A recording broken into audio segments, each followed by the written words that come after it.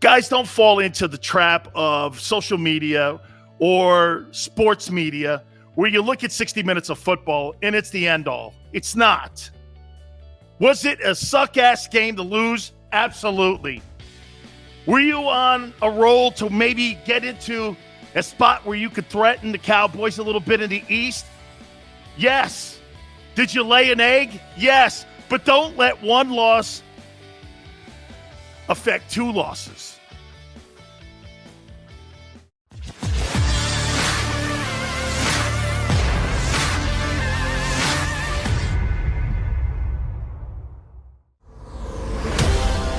National Football Show. It's your boy Big Sills here on this Football Monday.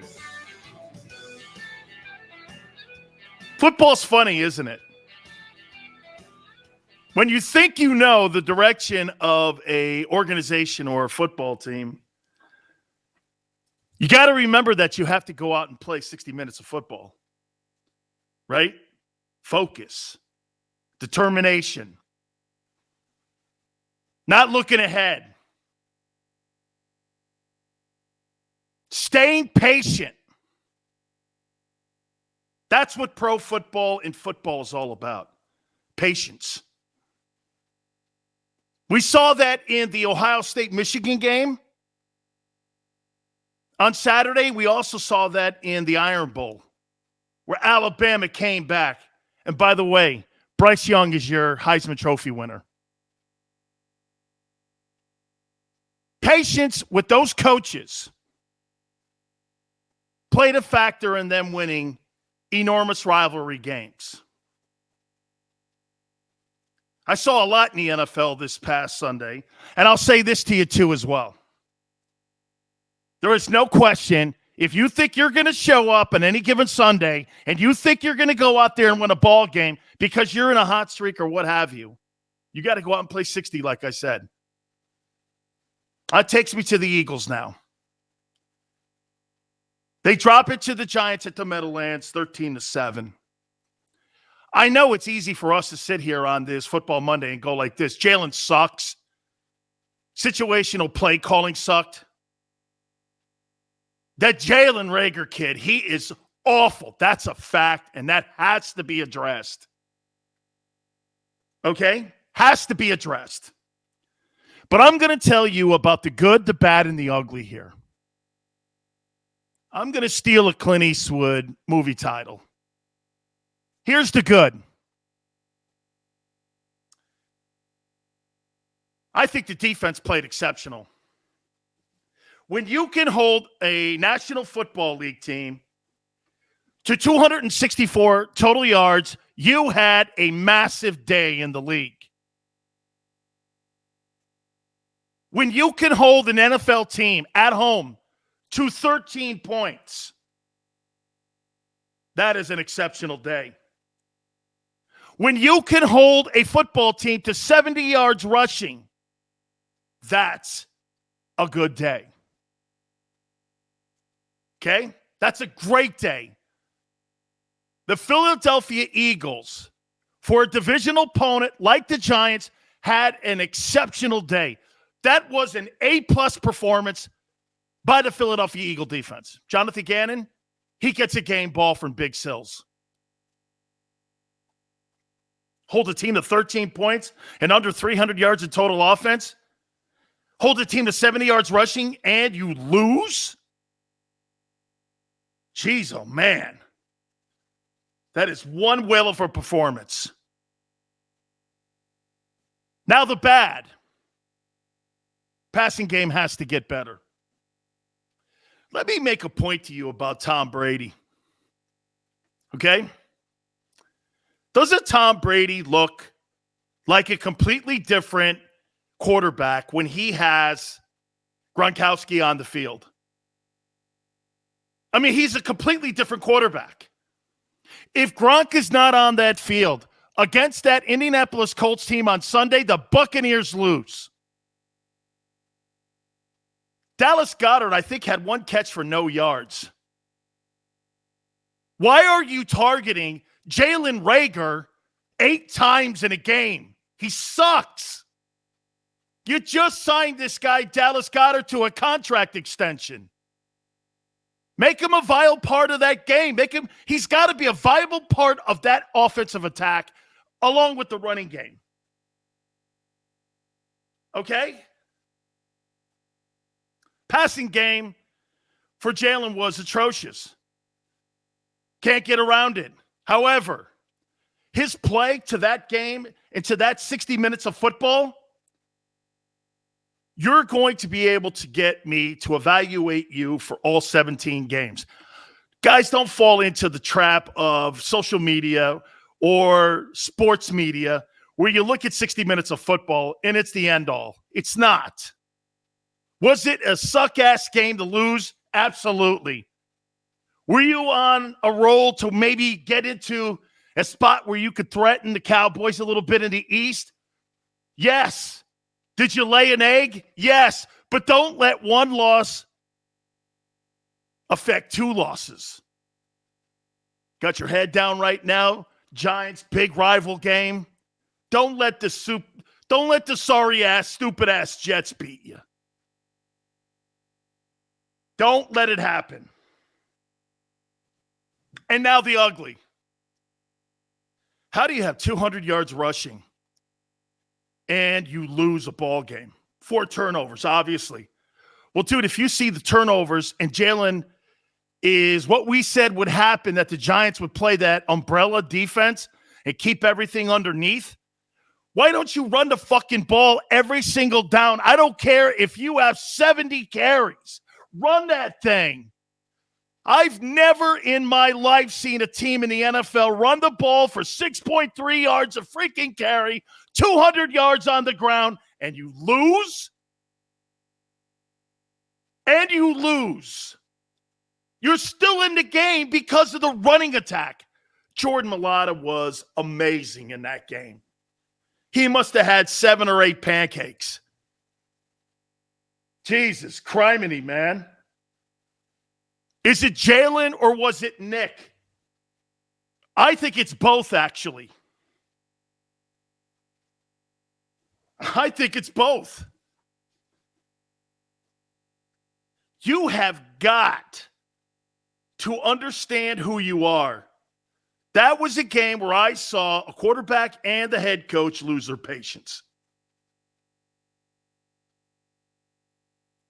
So if you're going to put blame on, you put blame on execution for Jalen, but situational play calling, again from Nick, also played a factor. Guys, follow me here. 6.3 yards a carry.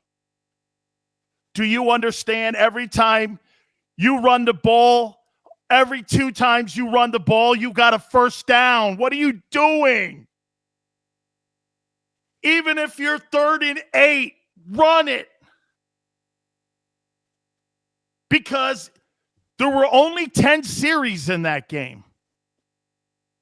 There were only 10 series apiece. Each team got the ball 10 times.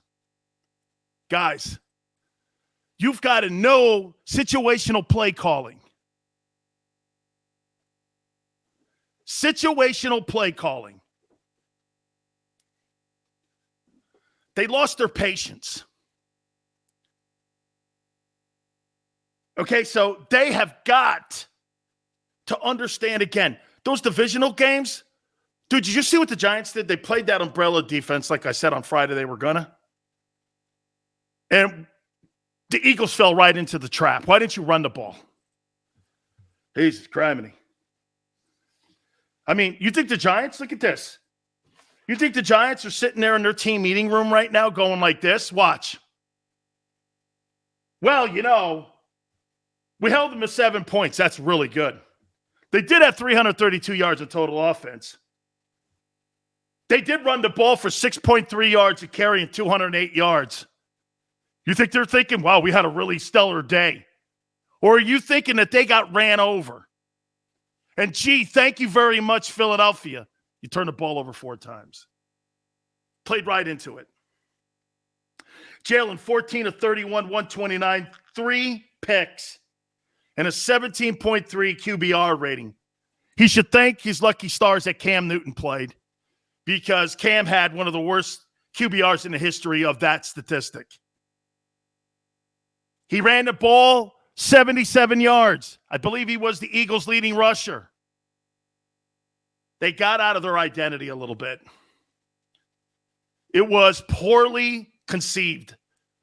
It was almost like, why did you get away from the running game so fast? And they're like, Sills, they had 33 carries. They should have had 53 carries. If they have 50 carries in that game, they win it. I don't know. Just come down from the front office or something? All right. As you guys know what we do here, okay? We set the table for you. And you being the people that jump aboard with us, you guys know that we're going to go back and forth. I got a ton of stuff here too, as I do every day. And we get your thoughts. Gary Cobb from Fox 29 will join us at the bottom of the hour. We'll also get his thoughts on Lincoln Riley accepting the USC offer to become the new head football coach of the Trojans. And he being a former Trojan himself, we'll ask his thoughts on that. Obviously, a lot in the Eagles, some NFL stuff, but we'll get his thoughts. That'll be at the bottom of the hour. Who do you blame for this loss here? And it was a critical loss. It really was. It really was an absolutely incredible meltdown there in the Meadowlands. Jeremiah says, I'm not blaming the front office at this point. They've committed their sins. Chalk it up, Sports Philly. I feel Sirianni and these Eagles were too eager to embarrass the Giants, got a little bit ahead of themselves. It just wasn't constructed. Chalk it up, Sports Philly. It just wasn't a well-constructed situational play calling game for them. You know what I mean? It just wasn't. Matt P says Sirianni, Jalen, and Reagor. Smile says Hurts is to blame. He accepted the blame too. Unlike when you listen to that crybaby in Cleveland, Baker Mayfield, I'm sure he'll come up with some other wuss-ass excuse this week. Yeah, I've got COVID on the brain or something. I don't know. What's the thing? COVID toe? Okay. He'll blame it on COVID or something. I don't know. He's got to, because he's an excuse machine. East Camden says Howie needs to freaking go. Dude, this has got nothing to do with Howie. This has got nothing to do with Howie. Nothing to do with Howie Roseman. That was coaching and players. Okay? They were the better team and it got beat. It's the worst comment that a sports dude like myself can ever make, because it diminishes the effort that the Giants put into that to win. And I don't mean to. Those games are hard enough to win. But it's a true statement. We know it and everyone else knows it. The Eagles going into that game had a better roster, but they played right into the Giants' strengths. Joey B., appreciate you coming aboard. Deion Walker, Devontae Smith was pissed that he didn't get the ball on the last play. Deion, how do you target that Reagor kid 8 times and you barely target Devontae Smith in the game? What are you thinking about? Why would you throw it to a guy whose hands are suspect? Every guy in the huddle and on the sidelines knows it. And I would even say this. Even some of the coaches are starting to figure it out. This guy can't play. Easy Money says, 1,000,000% on Hurts. Run, opens up everything. Robert is so right. Matt says, bench Reagor. Dude, it's a 53-man roster, Matt. It's not like college where you have 85 guys. You got to play your dudes in the NFL. That's what Chip Kelly found out. You can't just take a dude off, sit his ass down, and he's not productive and you're paying him. How do you justify that with your owner? There's all kinds of other intangibles that you have to play into sitting a player. in the NFL compared to college. In college, I got 1,000 guys on my roster. Sit your ass down. I got 10 other first rounders if I'm Alabama, LSU, or some of these other giant programs. Okay? When you're in the NFL, you got 53 dudes, man, that you got to pick from that you've got to set out there. And when you have a guy on a roster, you got to play his ass. Ain't no sitting him. Cut that boy's check. Send him packing, Eastside Monster says. Formerly known as JoJo says, play Ward Jr. Ain't happening. Ain't happening. Tone Rich says, I think our first 15 script is based on pass, which is why they started to slow. You guys are a running team. Absolutely, Tone. Why are you throwing the ball at any time to open up a game? Ugh. Man. Why did you re-sign Dallas Goedert if you're not going to make him a major part of your offense? You know, I watched that game, like I said. I watched the Bucs and the Colts game. Gronk is such a luxury for Tom Brady. It's his top target. It's not Mike Evans. It's not Goodwin. It's not any of those dudes. It is clearly Gronk. When Gronk's on that field, the Buccaneers are the favorites to win the Super Bowl. I don't give a shit what they say about the Packers. Buccaneers have already taken out Green Bay in Green Bay. They flinched. They flinched last year in the NFC Championship game. Bucs aren't flinching. Well, Dan, the Packers are playing the best football. Okay. Well, let's see what happens in the NFC Championship game where Aaron Rodgers is 1-4. Carlos says, what about the U, Dan? We're going to get into all that, man. We got a whole bunch. Michigan, Ohio State, Lincoln Riley to Southern Cal. Obviously a lot here with this Eagle team. Jeff says, Goddard was doubled all game. Hey, Xander, put that up. Goddard was doubled all game. Well, Jeff, if you're running the fucking ball at 6.3 yards a carry, 33 carries. I'm not hollering at you too, brother. I'm just frustrated. How does that not become open later in the ball game if you're making a commitment to running the ball? You are not a Kansas City Chiefs offense. You are more in line with the Tennessee Titans. You're more in line with the Colts. Run it. Run it. Eastside Monster says Cardinals, Colts, and Pats are playing the best ball. Man, I'll tell you what. Who would have thought this? By the way, can I say this? Can I say this, guys? Are you ready? Patriots are the best team in the AFC. Gee, that didn't take long. Guy goes out and spends $300 million this offseason in free agent contracts. Puts him on the Patriots. Signs and drafts a rookie out of Alabama. They're the best team. I think they're on a 6-game winning streak in the AFC. Bill Belichick may actually win the NFL Coach of the Year award. That's how good his teams are playing. Timothy says, Reagor is lazy. He is lazy as all get up. Dude, fight back for that interception for your quarterback if it's underthrown. Fight, man. That guy does not fight. What a wussy, man. Good night. Okay? Good night. Hey, guys, do me a favor. Last week you annihilated the like button. Please, do me a favor. Hit that like button. Please hit it, man. Thank you so much. I forgot. Xander just reminded me. Please hit it, man. You guys, last week, I think with the Merrill Reese interviewer and with that show, I think we went over 500 or something like that. It was really dope. Thank you. You guys are awesome, man. Please hit it. By the way, don't forget Gary Cobb at the bottom of the hour here. Yeah, dudes. The Philadelphia Eagles, you know what their first 15 plays should be? Run, run, run. RPO. Run, run, run. RPO. Run, run, run. RPO. Run, run, run. RPO.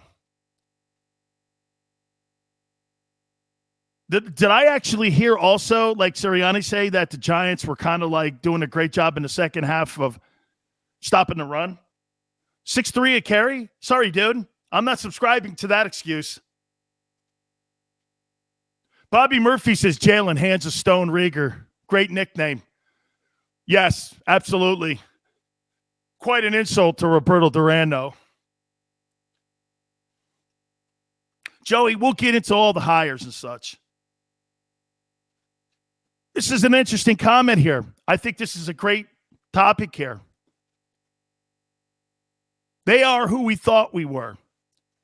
Are the Eagles back to square one, you think, at quarterback search? Are the Eagles back to square one? Do you think that the Philadelphia Eagles right now, after what you saw against the New York Giants, do you believe they're back to square one? I'm going to take some time to think about that for a second. I'm going to ask Gary Cobb that question too. Tone Rich says, we had 100 yards rushing in the third quarter. Should have done that all day long. Absolutely. Timothy Walker says, yes, we're back in the quarterback sweepstakes. Free agent or in the draft. T. Lewis Bird Gang says the coverage took away Dallas Goedert, Devontae, and all the rest of the receivers. Then run the damn thing. Mateo says this is a long season. If we start over now, it would be a disaster. Amen. I agree. Fly. If Hurts' worst game is 21 points, I'll take it. Joey B. Eagles back to square one. Ewing, no, Sills. Hurts put us in the position to win. He did. By the way, guys, they didn't get blown out. And I know it's not a good Giants team. Okay? I know it's not a good Giants team. There are some components on that team. K-Music says, no, we're not back in the quarterback sweepstakes yet. Taco says, I think we are. This game was an opportunity for Hurts to make a statement. Wait a minute, guys. Don't you think Jalen Hurts has done enough to warrant an opportunity to at least get our true evaluation at the end of week 17 or game 17? Hasn't he earned that? He has with me. I am going to objectively look at Jalen Hurts after week 18, the 17th game of the year. Then we can make more of an assessment. Don't fall into the line of the sports media where everything is the world is falling in. Okay? I'm going to give you my thoughts on that if they're back in the sweepstakes here. I kind of just buried the lead there a little bit. Gary Cobb's also going to join us. If you have any questions for Gary, I may read one of them to him like we did last week. So please do that. By the way, please hit that like button again. We so appreciate it, guys. You guys were spectacular and sensational last week. Thank you so much. Gary Cobb, Fox 29. His thoughts on what he saw at the Meadowlands. We'll get his conversation next. You keep it right here on the National Football Show.